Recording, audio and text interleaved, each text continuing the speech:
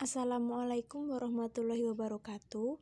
Perkenalkan, kami dari kelompok 2 kelas 20A1 dengan anggota Afif Galih Wicahyo dengan NIM 200205002, Elinda Listiana 200205014, Muhammad Rihan Santoso 200205026, Tiara Arum Anggraini 200205038.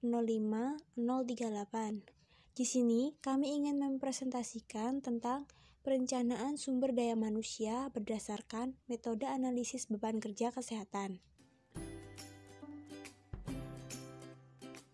Latar belakang.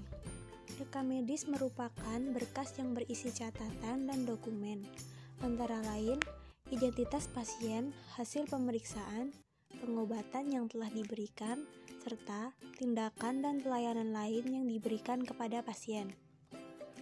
Salah satu metode perencanaan sumber daya manusia kesehatan berdasarkan institusi menggunakan metode analisis beban kerja kesehatan, yaitu suatu metode perhitungan kebutuhan sumber daya manusia kesehatan berdasarkan beban kerja yang dilaksanakan oleh setiap jenis sumber daya manusia kesehatan pada setiap fasilitas kesehatan sesuai tugas pokok dan fungsinya. Di sini kami akan membahas tentang rumusan masalah, bagaimana landasan teori perencanaan sumber daya manusia, bagaimana landasan teori perencanaan sumber daya manusia kesehatan, apa perencanaan sumber daya manusia, bagaimana langkah-langkahnya, dan apa contoh kasusnya. Hasil dari pembahasan. 1. Landasan teori sumber daya manusia. Sumber daya manusia merupakan manusia yang mampu bekerja untuk memberikan jasa atau usaha tersebut. Salah satu klasifikasi sumber daya manusia sebagaimana dikemukakan oleh Suradinata 1996, yaitu manusia atau orang-orang yang mempengaruhi syarat tertentu diangkat langsung melaksanakan pekerjaan sesuai dengan bidang tugasnya masing-masing atau jabatan yang dipegangnya. 2. Landasan teori perencanaan sumber daya manusia kesehatan. Tenaga kesehatan adalah setiap orang yang mengabadikan diri dalam bidang kesehatan serta memiliki pengetahuan dan keterampilan melalui pendidikan formal di bidang kesehatan yang untuk jenis tertentu memerlukan kewenangan dalam melakukan upaya kesehatan. Menurut PP nomor 32 1996 disebutkan bahwa SDM kesehatan adalah semua orang yang bekerja secara aktif di bidang kesehatan, baik yang memiliki pendidikan formal kesehatan maupun tidak, untuk jenis tertentu memerlukan kewenangan dalam melaksanakan upaya kesehatan. 3. Perencanaan sumber daya manusia. Menurut Mathis dan Jackson, perencanaan sumber daya manusia memberikan petunjuk masa depan, menentukan di mana tenaga kerja diperoleh, kapan tenaga kerja akan dibutuhkan, dan pelatihan dan pengembangan jenis apa yang harus dimiliki tenaga kerja. Tahap yang terkait dengan perencanaan sumber daya manusia antara lain: 1. Tahap peramalan kebutuhan sumber daya manusia di masa depan. 2. Perencanaan program atau program planning. Tujuan perencanaan sumber daya manusia: 1. Menentukan kualitas dan kuantitas karyawan. 2. Menjamin tersedianya tenaga kerja masa kini maupun masa depan. Ketiga, menghindari terjadinya mismanajemen dan tumpang tindih dalam melaksanaan tugas. 4. Mempermudah koordinasi, integrasi, dan sinkronasi. 5. Menghindari kekurangan dan atau kelebihan karyawan. 6. Menjadi pedoman dalam menetapkan program penarikan, seleksi, pengembangan, kompensasi, kedisiplinan, dan pemberhentian karyawan. 7. Menjadi pedoman dalam pelaksanaan mutasi.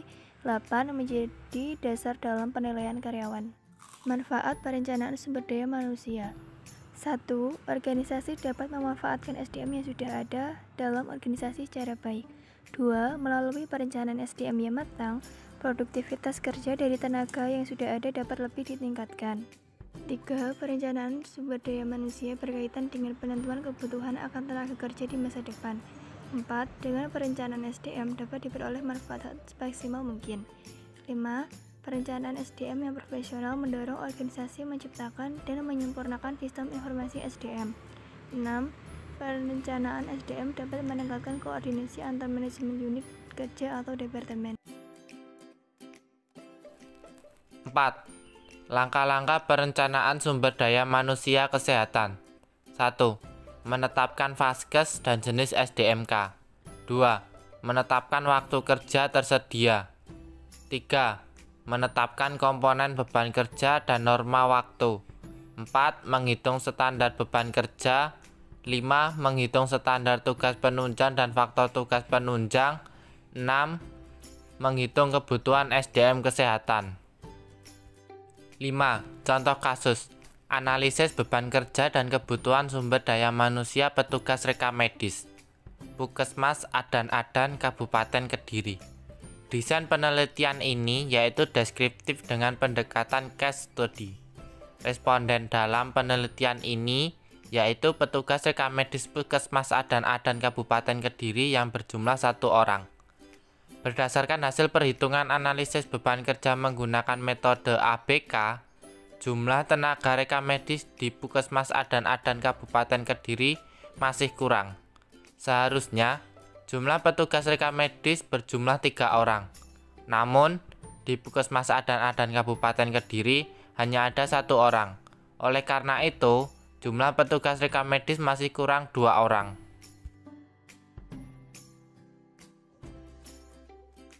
Dari materi yang kami bahas, kami dapat menyimpulkan bahwa sumber daya manusia merupakan manusia yang mampu bekerja untuk memberikan jasa atau usaha kerja. Tenaga kesehatan adalah setiap orang yang mengabdikan diri dalam bidang kesehatan serta memiliki pengetahuan atau keterampilan melalui pendidikan formal di bidang kesehatan untuk jenis tertentu memerlukan kewenangan dalam melakukan upaya kesehatan. Sumber daya manusia kesehatan adalah semua orang yang bekerja secara aktif di bidang kesehatan, baik yang memiliki pendidikan formal kesehatan maupun tidak. Untuk jenis tertentu memerlukan kewenangan dalam melaksanakan upaya kesehatan. Berdasarkan Peraturan Badan Kepegawaian Negara Nomor 19 Tahun 2011 tentang Pedoman Umum Penyusunan Kebutuhan Pegawai Negeri Sipil, jam kerja efektif sebesar 1.200 jam per tahun. Demikian juga menurut Peraturan Menteri PARB Nomor 26 Tahun 2011, jam kerja efektif sebesar 1.200. Standar tugas penunjang atau STP adalah proporsi waktu yang digunakan untuk menyelesaikan setiap kegiatan per satuan waktu atau per hari atau per minggu atau per bulan maupun per semester. Demikian presentasi dari kami, semoga bermanfaat. Kurang lebihnya mohon dimaafkan. Sekian dan terima kasih.